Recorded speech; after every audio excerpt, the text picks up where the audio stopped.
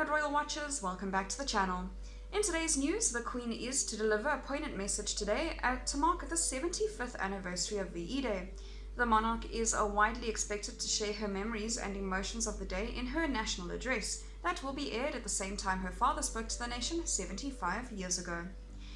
As the country gears up to listen to the monarch, the royal family's Twitter account shared a clip from the interview of the Queen gave to mark her 40th anniversary of VE Day in 1985.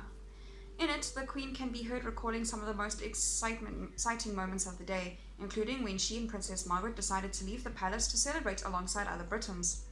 The Queen suggested she and the 16 people accompanying her across central London may have got further from the palace than originally planned by royal aides, as she conceded she cheated slightly when reported their position. In the clip, first aired by BBC Radio 4 programme The Way We Are, the Queen said, "I remember the thrill and relief after the previous day's waiting from the Prime Minister's announcement that the end of the war in Europe. My parents went on the balcony in response to the huge crowds outside. I think we went on the balcony nearly every hour, 6 times. And then when the excitement of the floodlight being switched on got through us, my sister and I realized we couldn't see what the crowds were enjoying. My mother had put a tiara on for the occasion, so we asked my parents if we could go out and see for ourselves.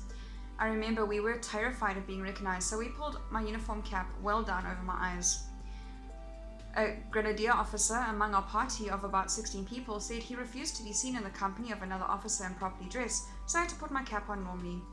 We cheered the King and Queen balcony and then walked miles through the streets. I remember lines of unknown people linking arms and walking down Whitehall, all of us just swept along the tide of happiness and relief. I remember the amazement of my cousin just back from 4.5 years in a prisoner of war camp, walking freely with his family and friends. And I also remember when someone exchanged hats with the Dutch sailor, poor man coming along with us in order to get his cap back. After crossing Green Park, we stood outside and shouted, "We want the King," and we were successful in seeing my parents on the balcony, having cheated slightly because we sent a message into the house to say we were waiting outside. I think it was one of the most memorable nights of my life. The Queen played an active role in the war like most members of the royal family. Aged 14, then Princess Elizabeth delivered a speech to the children of Britain, urging them to be brave.